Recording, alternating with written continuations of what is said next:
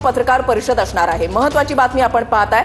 संजय राऊत यांनी उद्धव ठाकरे यांच्या पक्षाची भूमिका ही आतापर्यंत मांडलेली आहे। रोज सकाळी 10 वाजता ते पक्षाची भूमिका जी आहे ते मांडत असतात। मात्र आता उद्धव ठाकरेंचं वक्तव्य आणि त्याच्यानंतर आता संजय राऊतांची ही महत्त्वाची पत्रकार परिषद अगदी थोड्याच वेळामध्ये होतीये।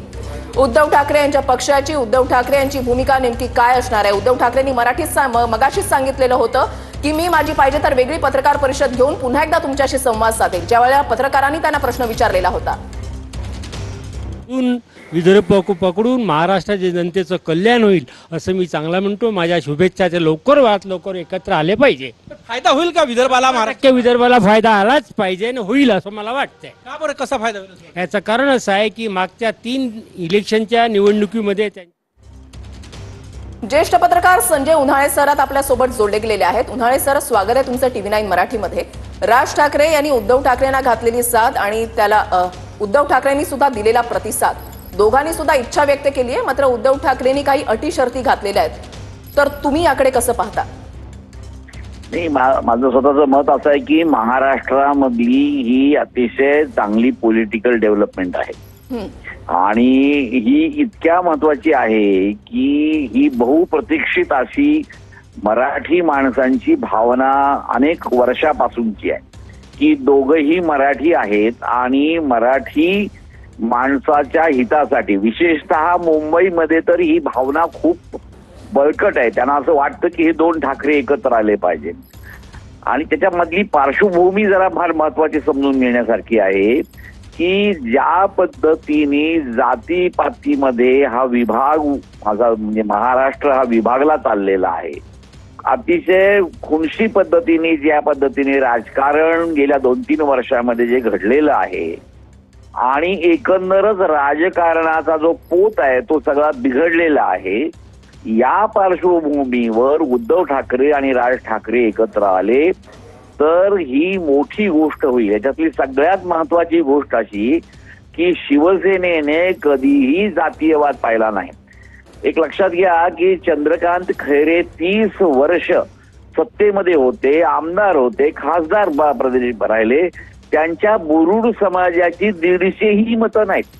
म्हणजे असा हा पक्ष आहे की ज्याच्यामध्ये अशी जातीपातीची त्याची गोष्ट पाहिली जात नाही आणि ही मला असं वाटतं की महाराष्ट्रातल्या मनामध्ये फक्त मराठी माणूस म्हणून ही गोष्ट आवश्यक आहे। आणि ज्या पद्धतीने गुजराती समाजाचं वर्चस्व मुंबईमध्ये वाढतंय, जो एक पदाचा उद्धटपणा वाढतोय आणि हे जे सगळं जे घडतंय असं म्हणजे विजयाचा जो काय म्हणतात उन्माद, हा उन्माद देखील मोठ्या प्रमाणावर प्रत्येक ठिकाणी पाहायला मिळतोय।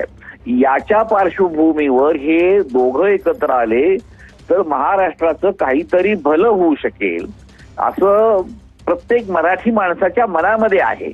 आता त्याला ते किती प्रतिसाद देतात, विशेषतः कसं आहे की नुसतीच गुगली टाकून पाहिली आणि त्याला ताबडतोब यांनी प्रतिसाद दिला असं न होता हा प्रश्न अतिशय गंभीरपणे या दोघांनी मिळून सोडवण्याची गरज आहे।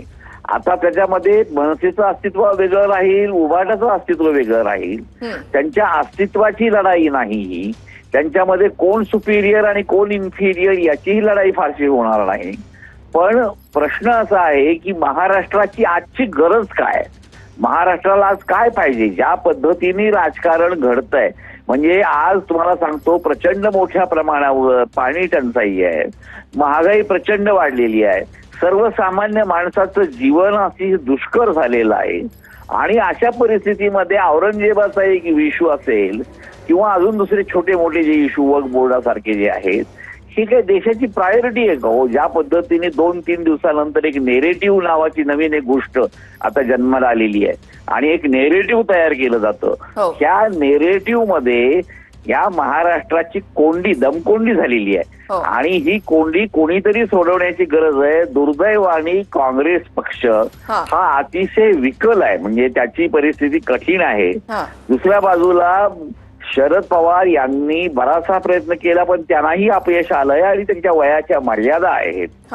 हे सगळं लक्षात घेता महाराष्ट्रापुढे एक चांगला पर्याय आज मराठी माणसाला दिसतो आहे ठीक. तो शेवटाला कसा जाईल याच्याबद्दल मराठी माणूस जास्त त्याची उत्कंठा आहे आणि मला असं वाटतं की या दोघांनीही लक्षात घेतलं तर खूप बरं होईल. नक्कीच. धन्यवाद संजीव उन्हाळे सर, तुम्ही आमच्याशी सविस्तर संवाद साधण्यासाठी. आणि आपल्यासोबत ज्येष्ठ पत्रकार अशोक वानखेडे सर सुद्धा होते. धन्यवाद वानखेडे सर आमच्याशी सविस्तर संवाद साधण्यासाठी. तर राज ठाकरेंची युतीसाठी तयारी आहे. ठाकरे ही अटींसह या ठिकाणी तयार आहेत आणि आता थोड्याच वेळामध्ये संजय राऊतांची महत्त्वपूर्ण पत्रकार परिषद होणार आहे. या पत्रकार परिषदेमध्ये संजय राऊत नेमकं काय बोलतात हे पाहणं देखील तितकंच महत्त्वाचं असणार आहे.